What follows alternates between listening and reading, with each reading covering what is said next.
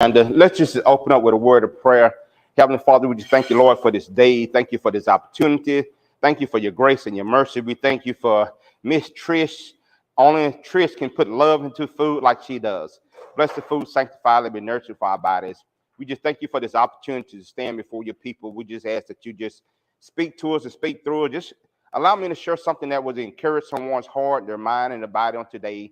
And when they leave here today, they'll leave different than the way that it was when they came in.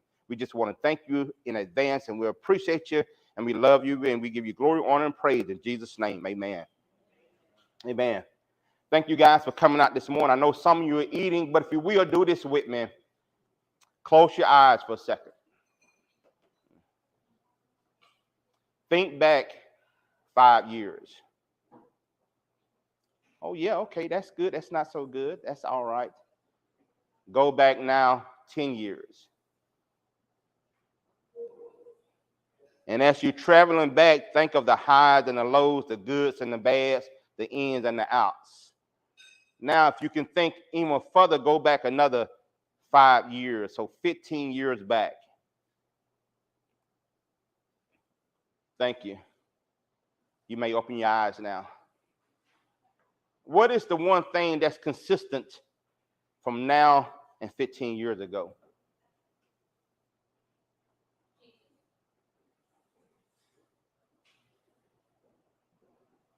The one thing that's consistent from now to 15 years ago is change.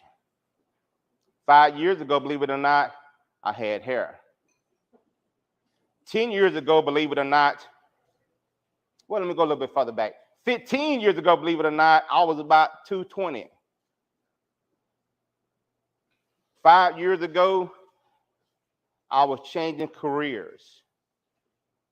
10 years ago, I was stuck in a place. They told me when to come to work, when to go home, and based on what they paid me, where I could travel to, is sort of almost what I could eat. But the thing between today and yesterday and 5 years ago, 10 years ago, and 15 years ago has been change. That's the consistent thing, is change. Would you all agree? Now, I'm the kind of person when I talk, I like for you to talk back to me. I said, would you all agree that there's been change? All right, well, thank you. As Elvis would say, thank you very much. Change is inevitable.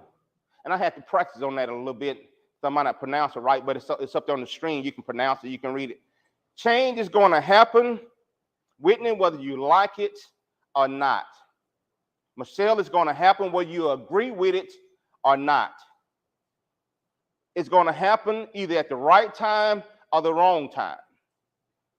You're going to get to the closing table, and a lot of us in here are realtors or in the real estate world, the real estate family. You can be at the closing table, and all of a sudden, what you thought was going to close, something changed on the other end, and all of a sudden, everything goes up in smoke. So today, I want to talk to you about change. And also with change, there's an acronym that I'm going to share with you also, and just something that I experienced. This is something that I shared several times, but each time I'm sharing it with a different group, and each time I get a different revelation, a different understanding, a different approach of how to share it with my audience. We're going to talk about challenges. We're going to talk about hardships. We're going to talk about anxiety, negativity. Now, I might hover on negativity for a while because it's a lot of it out there. We're going to talk about goals as well as expectations. So we just want you to hop in and go along with us and ride along with us in this process. Is that all right? Yes. Romans write to us in the 12th book of 12th chapter of Romans, the second verse, and it says, "Be not conformed to this world, but be ye transformed by the renewing of your mind." This is the translation here that I want to share with you that I liked also. Let God transform you into a new person. By what? By changing the way we think. You know, we talk about, and we sometimes use that term, need to change your thinking. If you always been in a state of being defeated, or always state of not enough, or always in a state of war in mind, that's after a while, that's all you agree with. That's all you understand. That's all you familiar with. Maybe you never know or really realize that there is a better way. Again, when I looked at the scripture 12:2, and be not conformed to the world, but be ye transformed. When you look at the word transform, the first thing come to your mind is need to be changed, to alter, to modify. If you look at what you look like now physically, did you look like that 5 years ago, 10 years ago, 15 years ago? I see some of you on Facebook, and I don't recognize you because you got dreads then, you had straight hair then, you had an afro then, now you're bald headed. So change is going to happen, whether we like it or not, whether it's positive or not. This is not part of my notes. This is just something that just popped up. Romans 8:20, and we know that all things, so that means the good, the bad, the ugly, the indifference, the highs and the lows, the goods and the bad, all those happen to us on a daily basis. So let God transform you into a new person by changing the way you think. This guy right here, he's all excited. Now, there's a couple of you in here, you might have been like me, you work corporate America for so many years, but you decide corporate America no longer for me, so I'm excited. I'm going to go hop over here. I'm going to try this real estate thing, or I'm going to do something that's different. And we're all excited about it. There were changes where we were, but there's changes into the avenue. There are changes into the career. There are changes in the profession that we're going to. So you're going to be all excited. You're going to be just all gung-ho. Then all of a sudden, all these issues start to hit you in the face.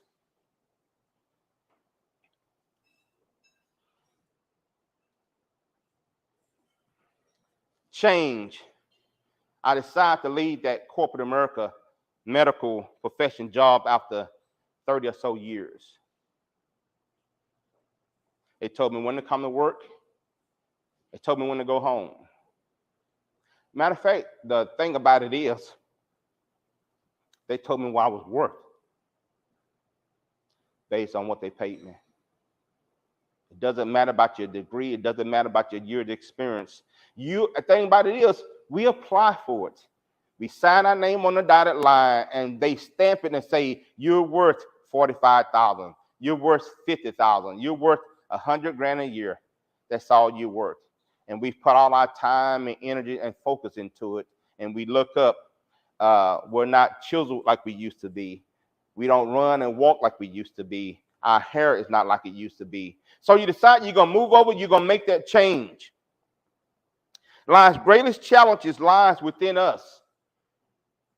You versus the man in the mirror. The decisions you make, the things you do, the places you go, is you. You make that decision. Maybe it's for you, but maybe it's for those that you're around. Maybe it's those that you love. But when you look at this change, you got all these things that's coming at you. Anything, benefits, consequences. Please move, work, make, expect something, start, people, organization, reasons. All these things happen in our lives, not over the course of 5 years, 10 years, 15 years, but on a daily basis. Just from the time you walked into this morning until the time you walk out in a couple hours, things are going to change. I got a call. This is not in my notes. I got a call. I'm getting dressed, just going to get my bow tie tied, and I got a phone call from a co-worker, and they asked me, are you where you can take a call? I said, do I need to sit down? So I sat down. A lady who we were working with last week, she didn't come into work Tuesday because she was feeling bad. They called her Wednesday, and she didn't answer. So they did a wellness check on her today, and she's no longer with us. Just that quick. We're here one day, then the next day we're gone. And I'm not going to, Steffi, I'm not going to apologize if I get a little emotion. That's just who I am. You have to take it up with the man upstairs because he made me. Is that all right? Is that all right, y'all? Mm-hmm. When we look at change, we want to look at challenge. When we look at change, we look at challenges. Life's greatest challenges come from within you versus yourself. I often think about the song, the Michael Jackson song, The Man in the Mirror. It said, I'm starting with the man in the mirror. I'm asking him to make a change. I'm looking at the man in the mirror, I'm going to make a change. No better person, no better start than to start with the person that's looking right back at you every morning, every evening, every afternoon. No matter how many times you go and see yourself in the mirror, that person that you see staring back at you, that's the person that you have to deal with the change in. That's the person you have to deal with the challenges in. Challenge. Proverbs 46:1, it says, God is a refuge and strength, a very present help in time of trouble. If I had a theme music when I was younger, I grew up, and I'm gonna date myself a little bit. My brother used to watch a couple of shows, Chef and Superfly, where every time they got dressed, they walked down the street, they had a theme music that they played when they was walking down the street, let you know, hey, here I am, I'm coming. If I had a theme music, a theme scripture, theme song, that would be one that's coming. Because sometimes we have trouble, sometimes we have challenges, and instead of me trying to fix it myself, I realized that I can go here, and he has a way of helping me through my challenges. He's a very present help. When I think of very present, how many of you know that your cell phone is just you can just reach and find it that quick? Do you have to go look for your cell phone? No, because it's always convenient. It's always where you can reach out and grab it. So when we talk about changes, we talk about challenges. And I'm a kind of a guy that I can grasp things better by when I see them. I was listening to Zig Ziglar the other day. You hate you sat this close now. And Zig Ziglar was talking about a lumberjack. A lumberjack career or his livelihood is based on chopping wood. And this lumberjack wood production dropped to 40%.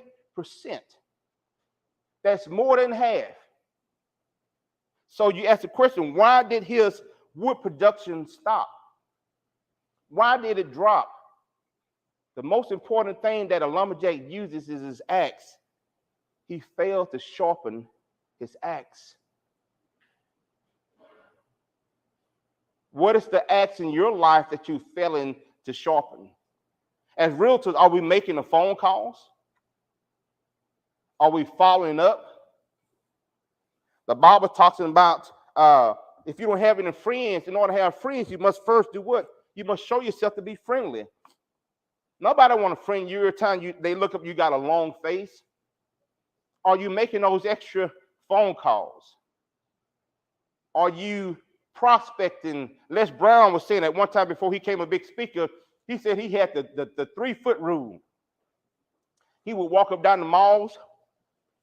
He would be all dressed up, had business cards in his pocket. I see he was walking to what he desired to be. He said anybody came within 3 feet to him, he would say, hey, I'm Les Brown, I'm a great speaker, I'm this, that, and the other. Are we sharpening our skills to get from where we want to go? Are we sharpening our skills from where we're at or now to where we desire to go? But we're talking about change. But with change, gonna come those challenges. Are you making the phone calls? Are you showing yourself friendly? Are you doing the videos? Are you showing up for training? See, I'm still an old athlete by heart and by nature. And I see some people doing things on videos. I said, man, they looking good. So that make me a little jealous. I got to get out there and do something a little bit different. I got to sharpen what it is that I do in order for to become productive and to have the kind of success that I desire to have. So if you had to write a note, if you had to write in your head, what acts in your repertoire of things you need to sharpen to help you to get to where it is that you want to go?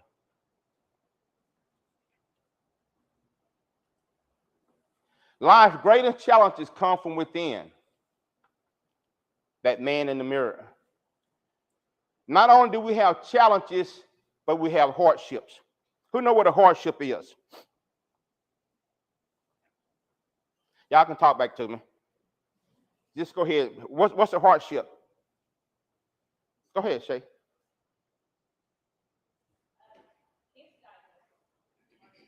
What's that? Cancer diagnosis. Yes, ma'am. A divorce. Anything unexpected in life. All those are hardships. All those are setbacks. All of those that's going to change from where you were just a few weeks, a few hours, a few years ago. I know about the cancer diagnosis. Still getting over it. But instead of being in the corner rocking, woe am I just believe that I'm just going to move forward and it's already done. I'm already recovered from it. Hardship. Read this with me. There is no success without hardships. See, today's society, we want everything to be microwavable. You put it in, you press a button, ding. 30 seconds, a minute. Matter of fact, microwaves are so smart, you don't have to type in 60 seconds. You can just push, there's a button that you automatically push it, put 60 seconds on there. Sometimes we want our careers, we want our marriages, we want our kids, we want what it is that we want. We want it to be quick and quick and right now. You know that instant oatmeal, instant grits, it's all right. But those grits that you had to put in the pan and you stir and you stir. And let me back up. Let me do something a little bit better. I like banana pudding. Oh, I hit a nerve. And I like a lot of cookies. But don't feed me no instant banana pudding where you just, he said no, where you just add some hot water to it and put in a container. I grew up eating banana pudding where mama had a big saucepan, a big skillet, some water in it. Then she had a smaller skillet inside of the smaller saucepan, inside the big saucepan, and she would sit there and she would stir that pudding, that sauce or whatever. That's banana pudding. Now some of y'all too young, you might know banana pudding is in a little cup. Y'all talking about Jello pudding pop. That's not banana pudding. That's something instant. But you're gonna have to put a little bit of work in it. You're gonna have some hardships. You got to really put some work in. You got to make things work. There's no success without hardships. We all know who Michael Jordan is, right? Michael Jordan didn't win no championships right off the bat. How many times did he get knocked down playing against the Detroit Pistons? How many times did Dennis Rodman or Isaiah Thomas or Bill Laimbeer, I know it's going on your head, how many times did Jordan get knocked down? Pippen would show up to a game with migraine headaches because he feared his opponents. But it wasn't until they got over that hump that they won 1, 2, 3 championships. They had to go through those hardships. Then all of a sudden they won 1, 2, 3 more championships. If it come easy to you, would you really be as grateful and thankful for it in the long run when you had to put some blood, some sweat equity into it? Les Brown said that, and we know Les Brown as the big motivational speaker now, but he said that when he first started working, he would go door to door selling television TVs. Television TVs, the same thing. He would go door to door selling TVs. He said he would be out as late as 1 o'clock at night. You knock on somebody's door. Hi, would you like to buy a month's TV? He said, no. Well, would you like to buy this brand of TV? No. Get away from my door. He said, thank you very much. Go knock on somebody else's door. How often did he do that? How many no's did he get? All we see, we talk about a lot of times, you see somebody's glory, but you don't know their story. How many doors did Les Brown knock on? How many no's did he get? I'm sure how many 4-letter words that he got. You come knocking on my door at 12 o'clock at night. I'm like, first of all, we're looking at the peephole to see who you are, to see what we need to come to the door with. But this is what he did. But we don't see all of that hardship. We don't see all those no's. We don't see all those negativities. All we see is the man that stands before us now talking about how he got from point A to point B. I like playing baseball. But I understand every time you go to the plate, you have to get on. The goal is to get on base. And you say if you go to the plate and you strike out 1 time, that's okay. You strike out 2 times, that's so-so. You strike out 3 times. But what if you go to the plate and you strike out 7 times? You think this guy can't play. You think he's a loser. But what if you go up and get on base 3 times? You think he's okay. But in the world of baseball, a 300 batting average is Hall of Fame numbers. Yeah, he struck out 3 times, but 3 times he got on base. See, you might go knock on 10 doors and 7 people say no. But what if 3 says yes? Those Hall of Fame numbers. And here at the Center for Real Estate Professionals, where success happens, you get to sit on stage if you bat in 300. So that means those are Hall of Fame numbers. As a realtor, I came into the business almost 5 years ago, and I wrote in my note, and I wrote it in bold letters.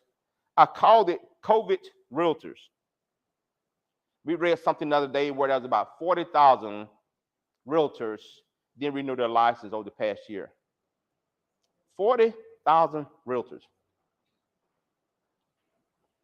So one or two things. I mean, there's more families for us to serve. Or did their hardships get the best of them?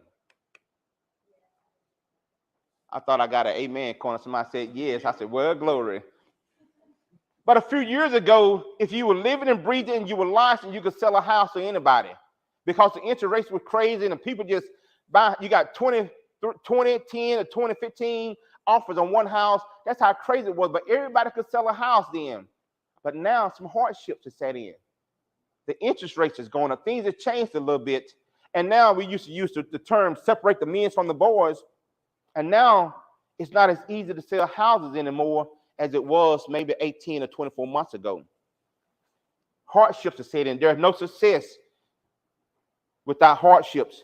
So the COVID realtors, they've gone back to corporate America, or they've gone back to whatever it is they're doing, or they tried something else because life got a little too hard for them in the real estate world. I wrote down here, it's a tough market now. The Bible tells us in James 1 and 2, to count it all joy, my brothers and sisters, when we meet trials, and I put in parentheses of various kinds. See, when you go through change, you're going to have some challenges, you're going to have some hardships. As me and my brother here were just talking, you get to the closing table and somebody bought a car earlier this week, and all of a sudden their debt to income changes. I was getting ready to close on a property last week and realized the land that we were going to buy, it was actually the land across the street. Hardships, all this stuff happens just because we decided to make a change. Count it all joy when we meet trials of various kinds, for you know that the test in your face produces steadfastness. Y'all know what I'm talking about. Hardships going to bring something out of you. It's going to make you or break you. To be steadfast, that means you got to be unmovable, you got to be firm, you got to come with a new resolve. I don't care what happened.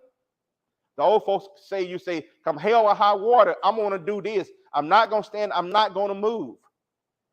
You can't put me in the microwave and boom, in 30 seconds, I'm done.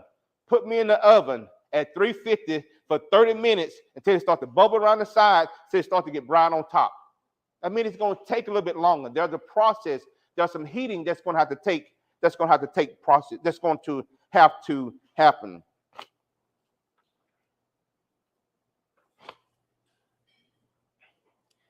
Freddie and Frankie. Y'all know Freddie and Frankie? No, you don't know them. Freddie and Frankie was hopping down the road. And unbeknownst to them, they end up hopping into a big bowl of milk. Freddie's over here to the right. Freddie just hopping, trying to get out of the bowl of milk. And what was the other one named? Freddie and who? And Frankie. Frankie over here just doing like this. Freddie continued to hop until he became exhausted, until he ended up drowning in a bowl of milk. Frankie over here started churning, thinking about, I'm going to get out here eventually. Unbeknownst to him, as he churned, all of a sudden the homogenized milk becomes buttermilk. So the buttermilk starts to get thick, starts to get clumpy, and after a while, Frankie is able to crawl out of the bowl of milk. Question, which frog are you? Do you want it quick in a hurry? And if it don't happen like you want it, oh, I'm gone. I'm going to give up. Or it's going to kill you. Or will you be like Frankie? Will you slowly work at it? Will you slowly sharpen your axe? Will you slowly continue to sharpen your axe? Will you slowly your axe? Will you slowly continue to make phone calls, to show up at open houses, to follow up, to show up for training? So which frog are you? Because you wanted quick and in a hurry and it didn't happen, you just died in the process? Are you willing to put some work into it? Are you willing to keep churning even when it doesn't feel like it's happening? Even when you feel like your phone is not ringing, you're not getting the closes, no one's coming to the open house, are you still working at it? Everybody you're trying to get pre-approved is not getting pre-approved. Everybody not turning in documentation, but you started making a phone call because you know eventually you're going to catch somebody that's going to have everything in order, somebody that really want to buy a house, somebody who's really going to do what they said that they wanted to do. So which frog are you? Anxiety. We're talking about challenges, hardships, and anxiety. Emotional stress, disorder, feelings, fear, stress, headache, all that. Not, like I say, I'm bald headed, but it wasn't from anxiety. It's just that I've been around over 25 years, and after a while, Mother Nature kicks in. But when you make a change, all these challenges start to creep up in your life. All these good and these bads start to creep up in your life. If overthinking situations burn calories, I'll be dead. Stop worrying. That's all it is. This guy sat down and probably just worried himself to death. How many of us worry ourselves to death? We'll make a mountain out of a molehill. Well, she raised her hand. So she's already towards her healing because she admitted. Now that's an old phrase. The old folks used to say you make a mountain out of a molehill is like a little piece of dirt.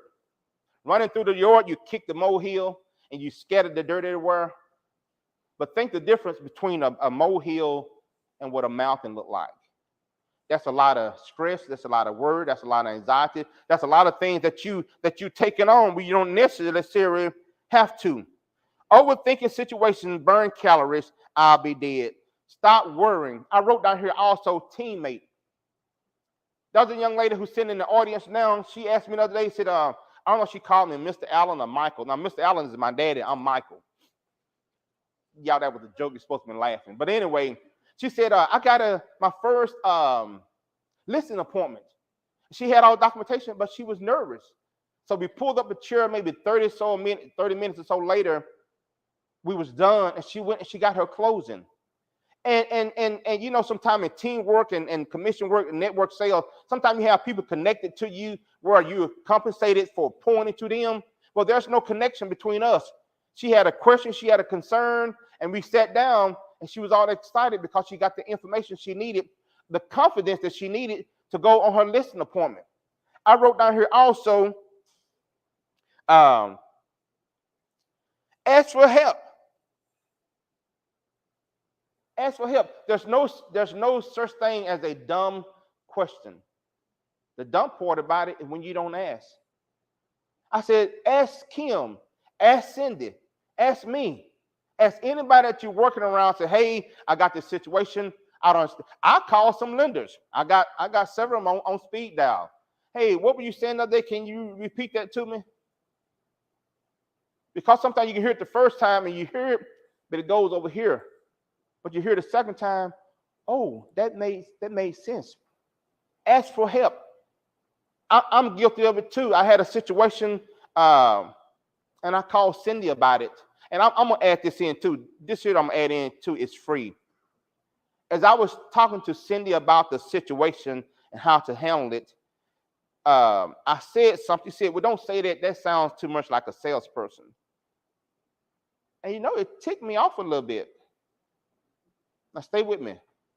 It ticked me off a little bit. But I realized I come to Cindy's office every day. She don't come to mine.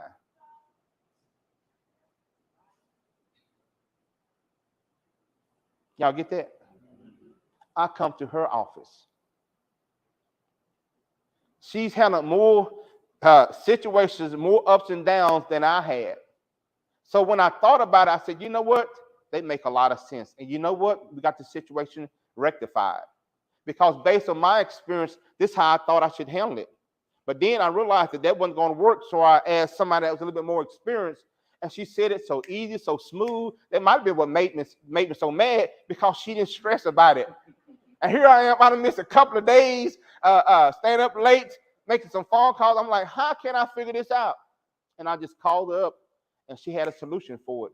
I'm like, oh man, that was so easy. So I could have saved myself. Sometimes we can save ourselves some time, some worry, some stress. We just ask for help. So can you look at your neighbor and say, neighbor? I can't hear y'all. Say, neighbor? Ask for some help. Thank you very much. I came, I saw, I had anxiety, and I left. There's 4 steps right there. When you came and you saw, you had half the battle won. I came and I saw. Then all of a sudden that little old fellow on your shoulders said, well, you know, you can't speak.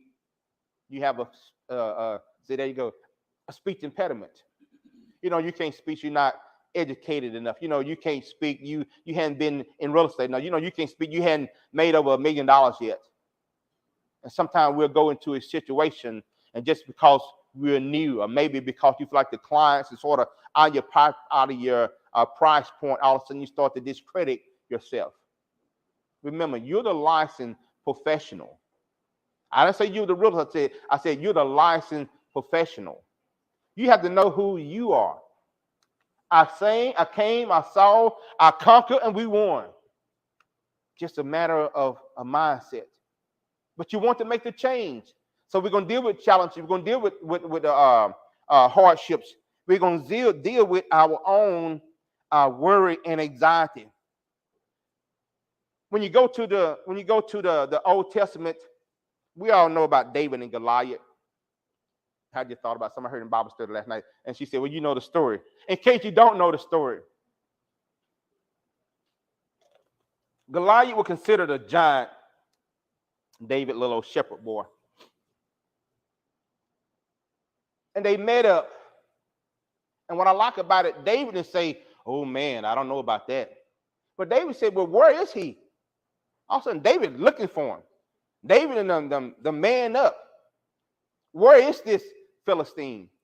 And like he's going to the fight. And when I say about knowing who you are, they wanted to give David these shields and these weapons. They want to give him all this armor that the soldiers use. It's like you asking me, do y'all ever go on vacation with a new pair of shoes? You do or you don't? I advise you don't. Get you some shoes that you done walked in a little bit, that you done got sort of broke in, that they feel good on your feet. You know, we went to Vegas for vacation. I'm coming back to my story. We went to Vegas for vacation some years back, probably 2016. And I got back, I thought I had shin splints or something. Man, my feet was killing me. I had started wearing some sandals I hadn't worn before. I hadn't tried them before. They wasn't broken in. They wasn't proved to me. And what happened, I developed plantar fasciitis because I'm trying something that I never used before. But see, David wasn't going to use his sword and his shields and helmets. He said, let me have my little slingshot. See, I know about it. It's proven. I know how to use it. I'm accurate with it. So in your business, what is it that now in real estate, Cindy used to there's a whole bunch of shining objects. I realize technology is not my cup of tea. But you let me sit down with somebody, you let me show them a house. Oh, I can talk.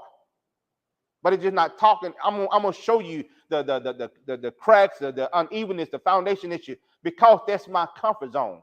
These ladies over here, I said, hey, I'm gonna send y'all something a little bit. Hey, just send it off over. When you send it to me, I'll get it signed and we'll move on about it. I don't have that tried and true experience over there. But you let me drive up to a house, open the door, and welcome somebody in. Those are the weapons that I'm familiar with. Those are the weapons that I know I can help a family. Somebody asked me the other day, said, oh, you sell real estate? I looked at her, I said, no, I sell dreams. And she looked, and she like Scooby-Doo.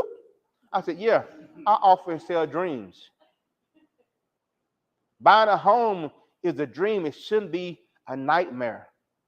So why cause a nightmare with your client? Because you're using something that you haven't tried.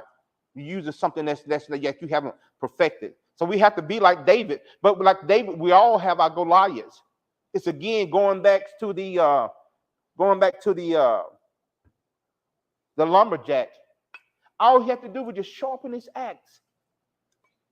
Instead of in the carpenter world, they said measure twice and cut once. When building a house, you measure twice and you cut once. All he had to do was just sharpen his axe a little bit. Instead of making 3 or 4 swings with the axe, 1 or 2 would have done it. But he caused himself some hardships and some difficulties because he didn't try to sharpen what it is that he used. And that was his axe.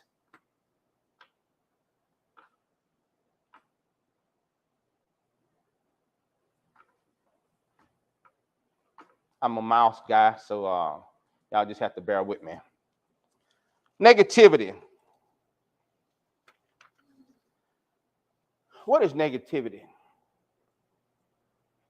Our pastor was saying the other day, you ever be walking in the grocery store, Walmart? Everybody know about Walmart. You're walking down the aisle in Walmart and you see somebody and you're like, oh God. You turn and you go the other way because you ask them, hey, Whitney, how you doing? Man, let me tell you. Then after a while, Jeopardy songs start coming on. Doom, doom, doom, doom, doom, doom, doom, doom, doom, doom, doom, doom. Thank you. Dun, dun, dun, dun, dun. I asked him how he's doing. All of a sudden, he started telling me about his dog died, his chicken stopped laying eggs, the tree in the backyard fell down, his truck is missing, the water in the lake then dried up, the crop ain't biting no more. I just asked you how you was doing. And all of a sudden, he started giving me all of this stuff. Really, it sounded like a whole bunch of negativity stuff, but he just sharing with me, but I don't have time to take on all of his stuff because I got stuff of my own. Les Brown said, the first 20 minutes of your day ought to be filled with something that's going to feed your mind, your spirit, man. Whether it's a song, whatever it is, 20 minutes of a day. He said he told his staff, don't call him at 10 o'clock at night about a problem. You know why? You can't do nothing about it no way. Most of the time you can't. The banks are closed. All the places you need to contact, a lot of times they close anyway. He told his staff, don't call me before 10 in the morning and 12 noon. Why? Because that's going to give him time to feed his inner man, something that's going to encourage him, that's going to uplift him, that's going to help him to fight. So once I've gotten full, once I've fed myself, then tell me the issues. Then I can battle those things. So don't allow somebody to dump on you all of their negativity, all of their stuff, all of their baggage. I'm not saying you don't have to. I'm not saying not to listen. I'm not saying not to be concerned, but don't consume yourself with all of their negativity. I'm going to back up a little bit to anxiety. Anxiety will start to talk to us and we'll make a mountain out of a molehill. I was listening to a speaker the other day, and he said this kid growing up had to walk from home to school, or from school to home. And every evening, the neighbor next door had a bulldog that would come out and chase him down the street. You know, you're walking along, and he'll look for the dog. You know, you've been walking, and you're looking for something, and all of a sudden, it pop out of nowhere. He said he was walking down the street because he know this old bulldog will come out, and he's looking for him. He don't see him. Then all of a sudden, the bulldog come out, and the kid would take out running. For about 100 yards, he's taking out running. So this day he was going home. He said, you know what? I'm tired of running from that bulldog. If I see a brick, I'm going to get the brick. I'm going to bust him in the head. So the kid is walking down the street looking for the bulldog. And lo and behold, here comes the bulldog. He said he looked down. He saw a brick. He picked the brick. He started running to the bulldog. So the bulldog ran to him. He ran to the bulldog. The bulldog ran to him. He ran to the bulldog. Got close enough to the bulldog and realized the joker didn't have any teeth. He said he dropped the brick, said, get on out of my way, get on out here. Had no more problem with that bulldog. How many situations that we allow ourselves to deal with, it don't have any teeth. No transaction that you have can't be handled. Just ask somebody.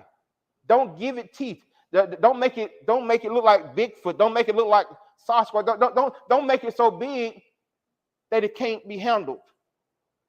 You running from a dog, all he gonna do is slob on you and numb you to death. So don't allow that situation to get so big, to get so scary that you can't handle it. You know, negativity is so negative, I can't even get to blow up any bigger. And I thought about it, you know, I got a revelation. You know what? I'm not trying to give negativity no love anyway. So let it stay small. I refuse, y'all say I refuse. And repeat after me. To entertain negativity. Life is too big. And time is too short to get caught up in drama. Now it says empty drama. Any drama don't have time. I don't have time for any kind of drama. Empty drama, full drama. I'm meeting Whitney in Walmart. He got a whole bunch of full drama. I don't have time for it. Meet somebody in the parking lot. Somebody stopped me out here one day. I'm trying to come in, and a few weeks ago it was 106. They're sitting in the comfort of their car talking to me. I'm like, man, I'm trying to get inside. My hand is full. My wife with me. We can talk about this later. It's hot out there. Let me get into inside. Or you come in with me, and you just talking. Well, you're in the cool. I'm in the heat. I don't have time for that. So why do we open ourselves up for drama? Why do we open ourselves up for all this stuff that's not going to benefit us at all? Empty drama. Negativity.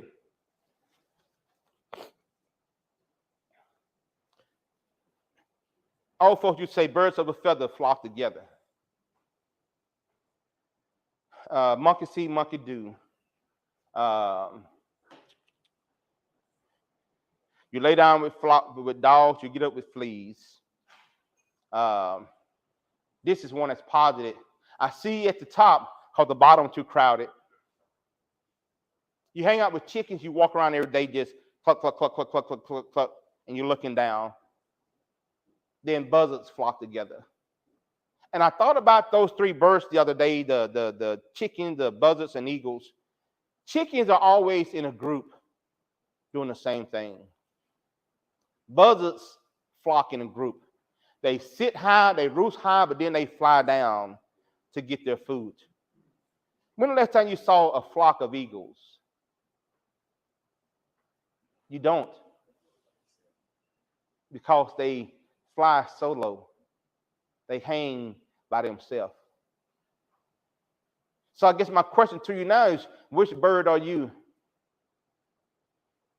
You know, the only bird that has the nerve to try to attack an eagle is a crow. The crow will go land on the back of the eagle's back and peck on his neck. But you know, the eagle's so secure in who he is, he just look at him and he just kindly just take the flight. But he soars so high that at some point that old crow back there can't handle that altitude. He can't handle how the eagle soar, so he eventually fall off. So you have to realize that when you start going through these changes, you're going to have challenges, you're going to have hardships, you're going to have a bunch of anxiety, you're going to have some negativities, but you have to decide that you're going to soar and all this stuff just going to fall to the wayside. You know, Mama used to tell me sometimes when I got to be about 16, when I thought I was getting grown, she would tell me something. She'd say, now, put that in your pipe and smoke it. So think about that. Think about that for a little bit. And I would say, yes, ma'am. I didn't say nothing at all. So you're going to walk around with the eagles. You're going to walk around with the chickens. Are you going to be in a clump of buzzards when you're flying down?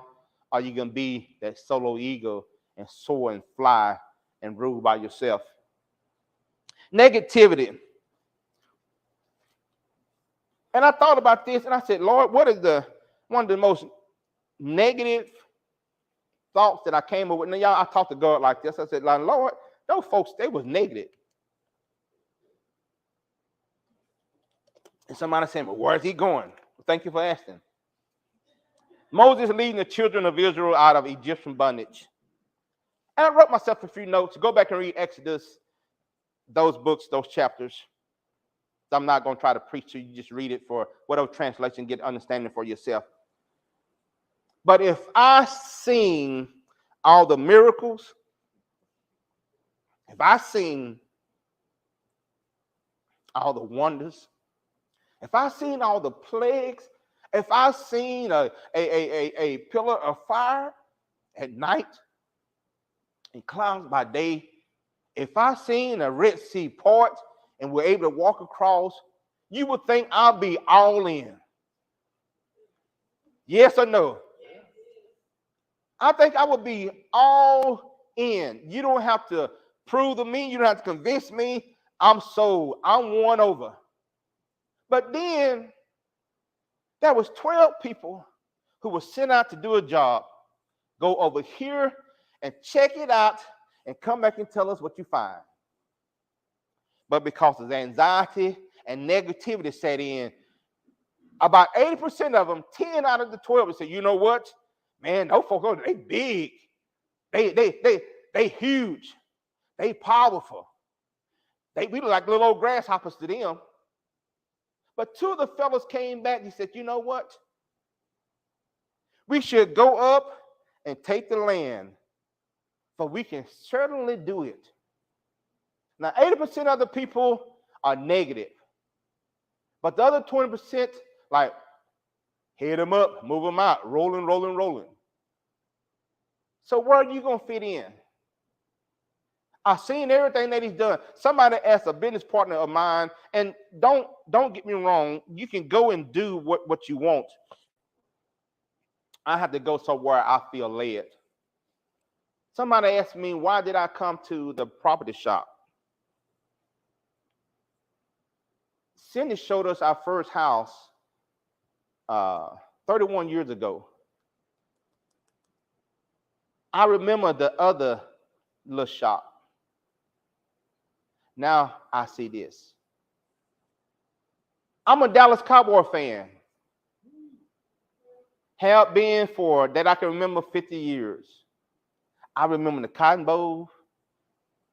I remember Texas Stadium. But now I know about AT&T Stadium. They call it Jerry's World. I've seen the process. I've seen the growth. I've seen, the Cowboys are like the Yankees and the Lakers and the Celtics. Either you love them or you hate them. Now, the Cowboys don't win. Y'all can say, yeah, Jerry's fault. Maybe it's Jerry's fault, but I don't want Jerry to suit up and play. He has provided for that organization everything that they need to win. There's no other headquarters. When you own this part of Arlington and all this is yours, when you own this part of Frisco and it's yours, and you fly from helicopter here to there, I'm not boosting Jerry Jones, I'm not saying that. But when he provided everything for you to be successful, what much more do you need? When I come in here, y'all, I got more CEs by coming here and eating Trish's food every Tuesday than I have probably the past 6 months. Continuing education.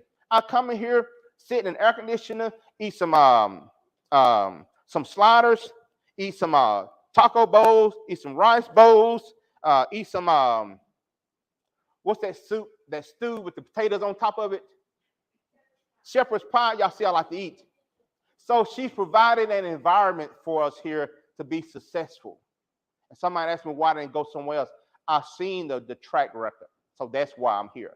So we all make our own decisions, but that's why I'm here.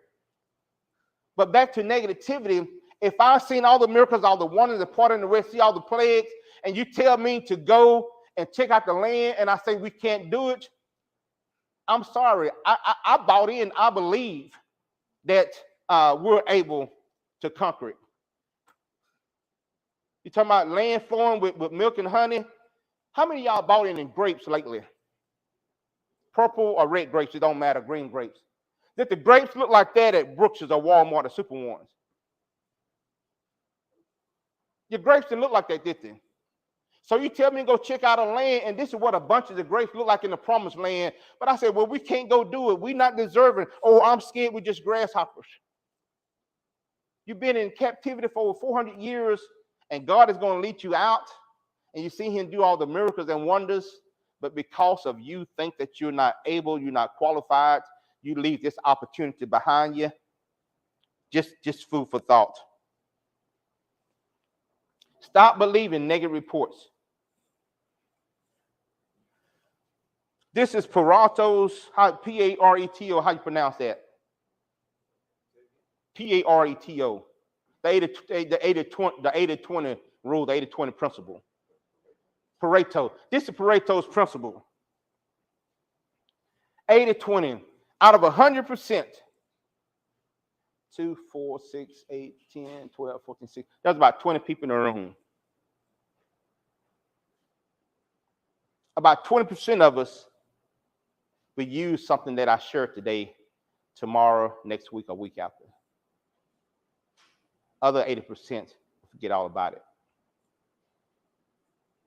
See, when they sent the 12 spies out, about 80% of them said that we can do it. But Caleb and Joshua, this 20% said, let's go do it. We bad. We're going to go do it. We're going to take it. So when you're looking around in your career, your profession, and you wonder why people are coming and going, because 80% don't want to make the phone calls. 80% don't follow up. 80% going to say it's too hot. 80% is not going to do the open houses. 80% don't show up for training. 80% say, I'm going to go back to corporate America. That way I want something. This is something I heard a long time ago, and I use it every now and then. Whitney might remember. One guy said, we want something that's stable. He said, we want something that's stable. And his reply was, everything that's stable is either rode, sold, or slaughtered. Let me break it down to you. Horses are in a stable. Cows are in a stable. They either rode, they sold at the auction, or they're slaughtered and we eat them for dinner. So do you want something stable? Or do you want something where you can dictate your income, your livelihood? I'm going to try to speed up a little bit. I'm running out of time. 80-20, which percentage do you fall into? Everybody show up for a garage sale. Everybody show up to clean the house, blah, blah, blah. 100 people, but somebody going to sit on the tree, joke and giggle, but you only got 20% doing the work. See, somebody know what I'm talking about. We talked about challenges, hardships, anxiety, negativities. Now we're going to talk about goals. I'm not talking about watching ESPN and they kick the soccer ball through the net and holler, go! That goes on and on. 500,000 sales per month times 12 months will equal $6 million in total sales. Those are my numbers. $500,000 a month per month times 12 months will be $6 million total sales. Times the 3% commission split on an average, they'll pay your bald-headed brother over $100,000 in 12 months. That's part of my goals. I know them. Without thinking about them, I know what they are. Do we make it all the time? No. But at least give me something to shoot for. How can you hit a target if there's nothing to shoot at? I got that from Zig Ziglar. How can you hit a target if there's nothing to shoot at? Motivation gets you going, but habit keeps you there. I don't know what different careers you guys came from, and I don't know how your real estate company is going. But you know what? Just talking to some people lately, I need to up my ante to about $250 a year. If I ask my wife, baby, she's gonna say, huh? Whitney, you go home and ask me, say, baby, I think I want to start making, I don't know what you make. I know, but anyway, just play along with me. Say, baby, I make $100,000 a year. What you think about that? She's gonna say, okay. But baby, you know what? I think you're worth $250 a year.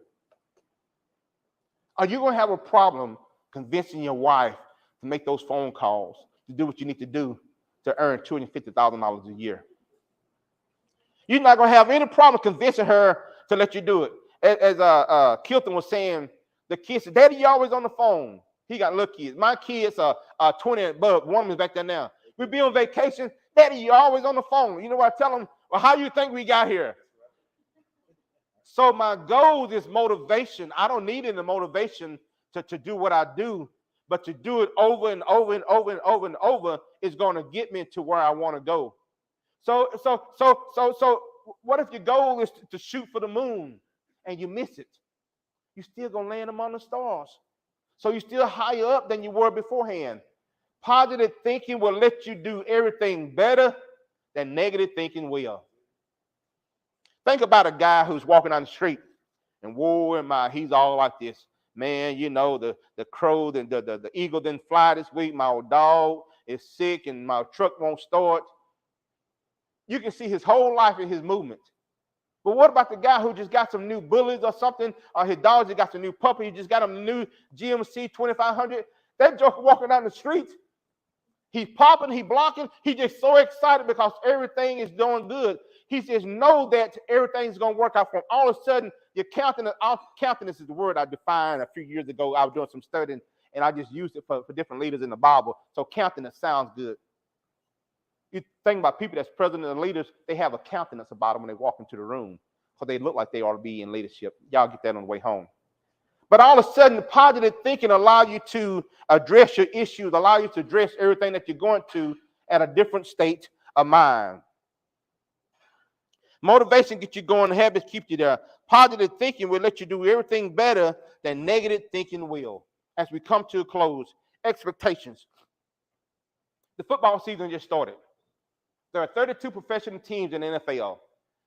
If a coach or owner tell me they just want to go out and show up every Sunday, I'm going to tell them, or I'm going to think that they're not telling me the truth. I'm not going to call them a lie. I'm just going to say they're not telling me the truth. But all 32 teams, their goal is to eventually make it to the Super Bowl in February. If that's not their goal, why are they doing what they do? What is your expectation? Why are you doing what you're doing? The word expectation, this is something I learned too as I was doing some studying. The word expectation is only used in the Bible, and this is the English Standard Version. Expectation is shown in the Bible 6 times, but the word expect is 20 times. Add them together, that's 26 times. You would think that's not a lot from Genesis to Revelation. We know that God is all-knowing, all-powerful, provider, this, that, and the other, but expectation and expect is only in there 26 times. Just think about that for a second. But then I went a little bit further. But what is in there also is over in Ephesians 3:20. It uses the words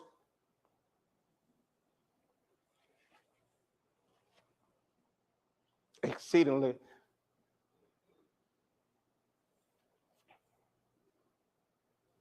He uses the words abundantly.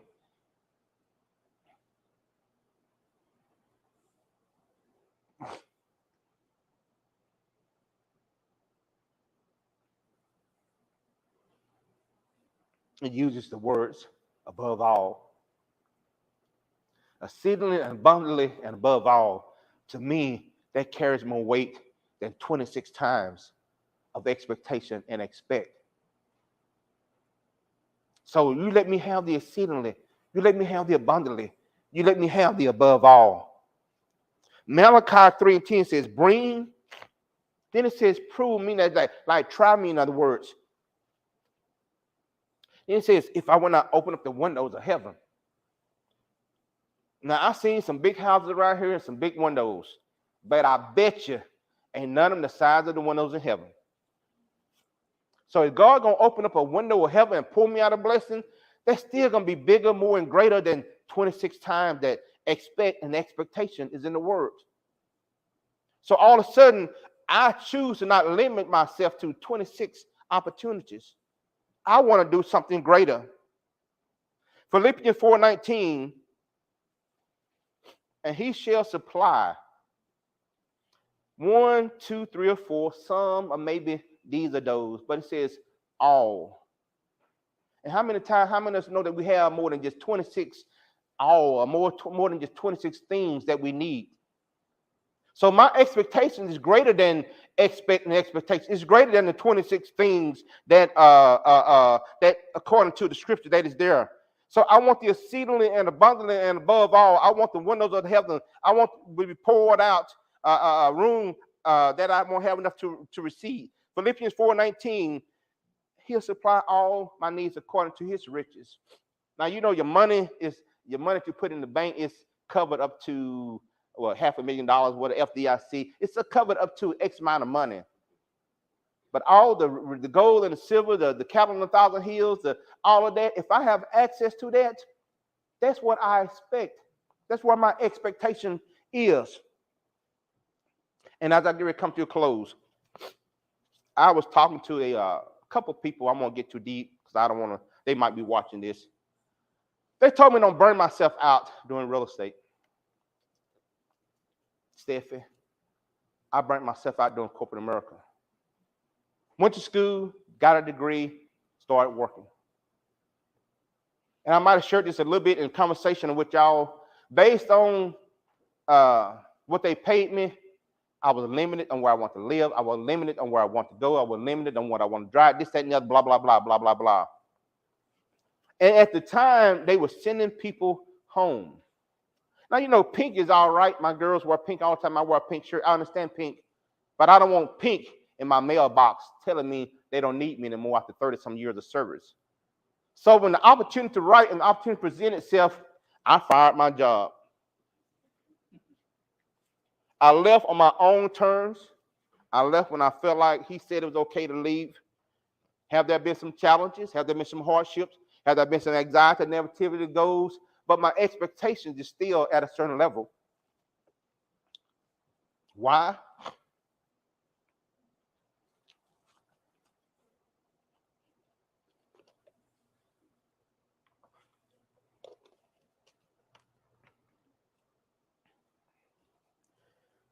Network marketing, their sales always ask you about your why. What's your why, Michelle? What's your why, Shay?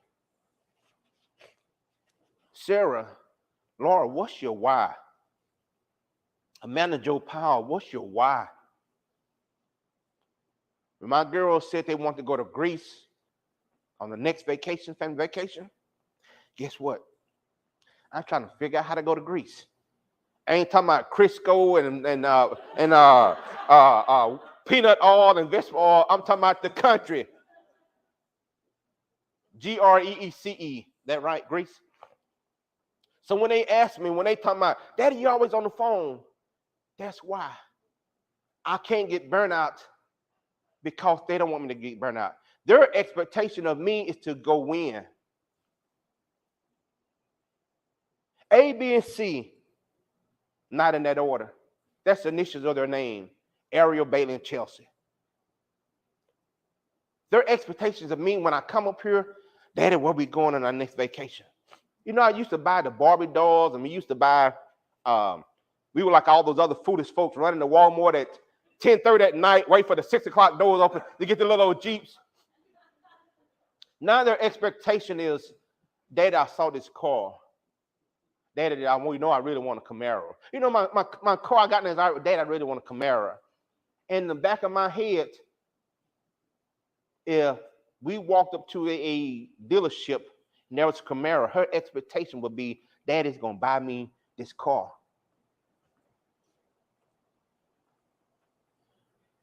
Why do you do what you do? Corporate America wouldn't let me fly a cruise wherever I want to go. I didn't think I could afford a cruise. I didn't think I was worthy. I thought because I was been in the sun like this, I didn't deserve a cruise. Black people didn't cruise. Those are my limitations. Those are my negativities. Then I come here and sitting there talking about cruise. Oh, man, didn't they just go on a cruise 3 or 4 months ago? They go on another cruise. All of a sudden, I realized I'm worthy of the cruise. All of a sudden, I realized I expect to treat myself. All of a sudden, I realized if they can do it, I can do it. All of a sudden, if they sell a $1 million house, you know what? I deserve a $1 million house. So all of a sudden, my expectations, yeah, I've changed. I had some challenges, some hardships. There's some negativity, and sometimes the negativity might be those people that's real close to you. So if they don't buy a house from me, that's all right. Pookie and them don't buy a house from me, that's all right. Junebug don't buy a house from me, that's all right. Witness, all their friends don't come to you, that's all right. But what's your expectations? So if I want to go to Cancun, if I want to Cabo, if I want to go to Greece, my expectation is that I'm going to work hard, then I'm going to play hard. But based on all the goals and challenges and up this and the other, that's just part of the process.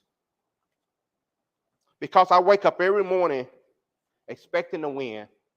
I wake up every morning expecting the favor. Just waking up every morning is, Lord, I thank you for another day. Now it's time to get busy. Guys and ladies,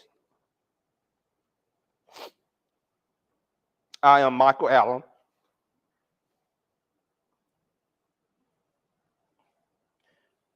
I am a person of integrity.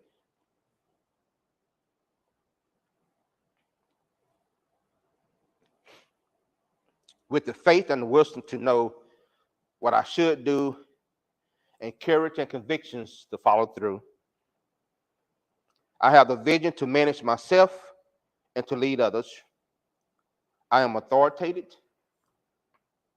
I'm confident.